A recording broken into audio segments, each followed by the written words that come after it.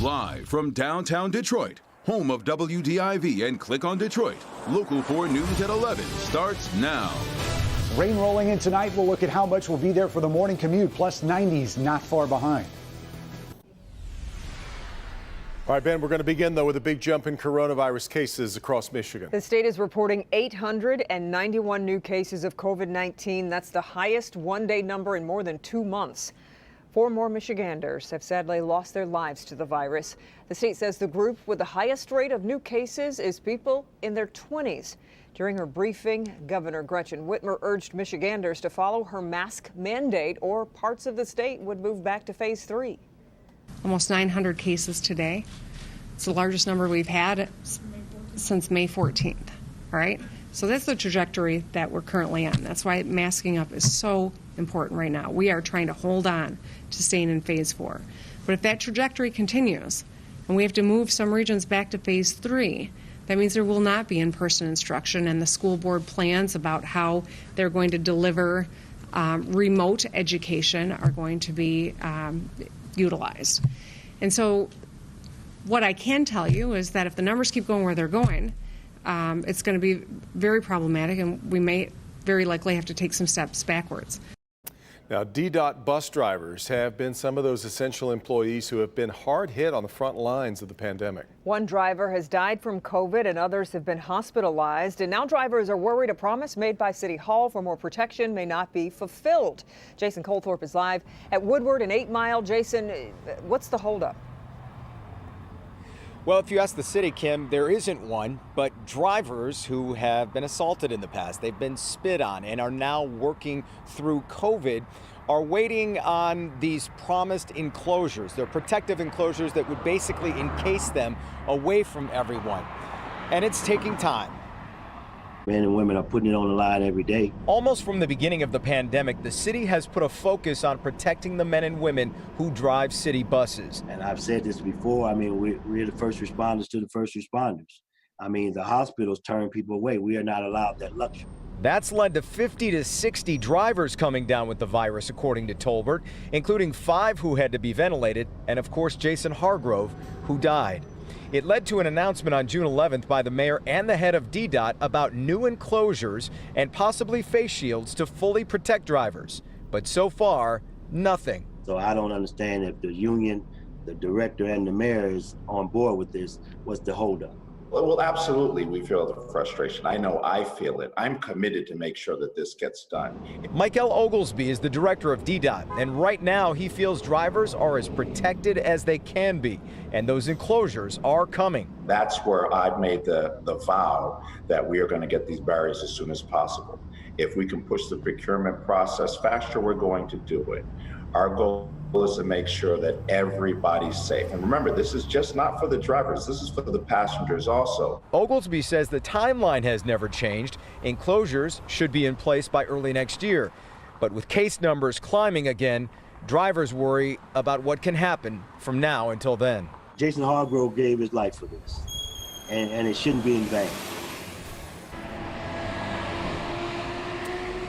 Yeah, and you certainly understand why the drivers are frustrated. I mean, they also just had their hazard pay, which lasted 2 months, end from the state, and now they have to wait for these enclosures. But along the way, DDOT has told me they've got an unlimited PPE, which includes N95 masks, and in fact, DDOT has handed out 865,000 masks to the riding public since this all began, so certainly everybody is on the same team here. Live in Detroit, Jason Colthorpe, Local 4. So what's the word on the face shields?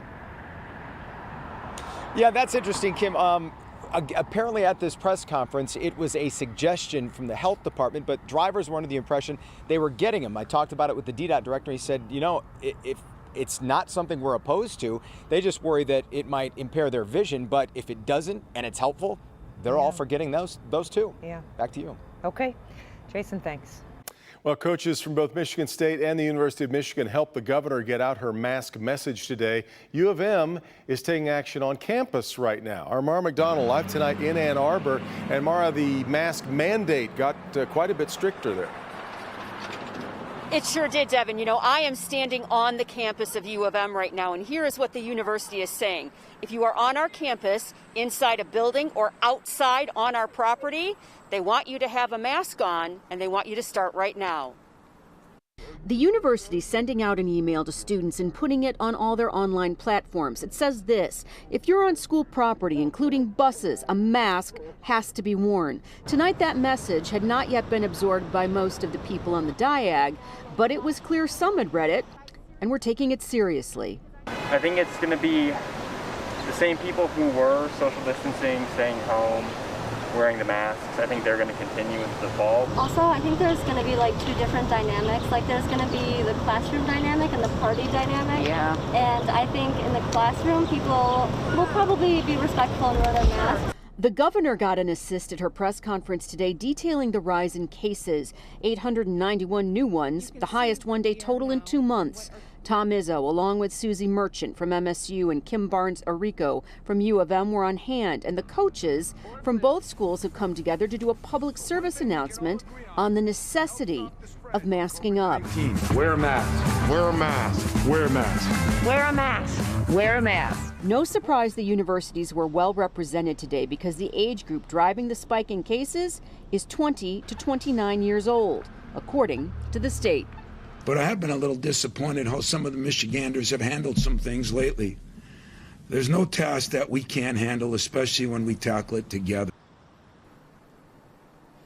Back here live, as far as the mask mandate here on the campus of the University of Michigan, it is not Ann Arbor alone. It is on all their campuses, starting now. We're live in Ann Arbor tonight. I'm Mara McDonald, Local 4. Okay, Mara, thanks. Well, a dry night, but it won't stay that way. Let's get over to Ben, who's tracking some showers moving in. Hi, Ben. Yeah, Kim, how about some good news? It seems like we've just been doom and gloom here in the weather department for the last several weeks, but we've got rain for a good chunk of the area, and it looks like a lot of the thunderstorms have started to die down, and this is turning into more widespread rain. Storm Tracker 4 in the west side of the state's got plenty of rain out there south of Kalamazoo, but you look even further south into northern Indiana, there's a little bit more of the thunderstorm activity. You can see those lightning strikes, but they are fading as these storms start to lose their strength going forward. So here's the timing of what we're expecting overnight tonight. We'll start seeing this stuff roll in here after midnight in the west zone. Maybe 1, 2 a.m. we'll see it starting to push in, but you can see this is going to be quite a solid area of rain pushing through as we head towards tomorrow morning. So this will affect the morning commute. Should be gone by about 9, 10 o'clock in the morning, and then we're looking for a mostly dry day after that. Temperature-wise, it really depends on how those clouds break in the second half of the day. We should stay in the 70s through noon, probably mid-80s is what we're looking for. But yes, there are 90s in the forecast, and it's more than once. We'll look at that in just a few minutes, guys. All right, Ben.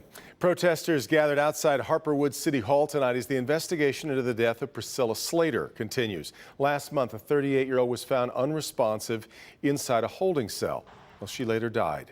Tonight, a few dozen members of the Detroit Will Breathe group demanded answers around her death. Slater and a man were arrested after shots were fired during a confrontation at the Park Crest Motel, but her cause of death still pending autopsy results. Tonight, we are seeing the moments that shots were fired inside Westland Mall. Police released video tonight showing a man opening fire inside a perfume store following an argument last Thursday. You can see there were several customers inside the store when the shots were fired. Fortunately, nobody was hurt. Police arrested 24-year-old Gregory Jones. He's charged with attempted murder. Police are still looking for the other men involved in the initial argument. Police in Trenton say a human skull found in a backyard fire pit has now led to a homicide case. The home used to be owned by Mark Eberly, who was killed in a shootout with police last month in Tennessee. Last week, the new homeowners found the skull on the property. Now, the remains have not yet been identified. The Wayne County Medical Examiner's Office has, though, determined the cause of death to be a gunshot to the head. Eberly lived at that home with his girlfriend. Police have been trying to find her since the skull was found. So far, they haven't been able to do that. And the positive ID on the remains could still take, we're told, several more weeks. With the moratorium on evictions set to expire at midnight today, Mayor Mike Duggan announced millions of dollars in aid to help Detroiters in need. You do have to pay what you can afford to pay, but there are also programs that will help pay off parts of your back rent, because the landlords, we can't just say to the landlords, you stay in the house and they don't get any rent. Many of these landlords have got mortgage payments. They've got their own responsibilities. So we don't solve this problem by just stopping payments to landlords, but we've got assistance that can help make those payments to the landlords, can help you deal with your arrearage so that you can stay in those houses. The city will have a hotline and website available for residents that need eviction help starting tomorrow. We'll have all the information on our website, clickondetroit.com. Still ahead, a very unusual sight on social media. What led Twitter to take down several high-profile accounts, including the accounts of Barack Obama and Bill Gates? Tim. This is Night Cam reporter Tim Pampin. A young Macomb County girl endures over a year of chemotherapy. But today she gets to celebrate. Cancer-free. We'll bring you along for the celebration. All right, Tim, but first, a man shot and killed by a deputy after charging her with a knife. Up next, the chaotic calls for help made moments after he stabbed a 77-year-old in a dispute over a mask. The coronavirus creating big problems for those of you planning a wedding. We have important information to help keep your financial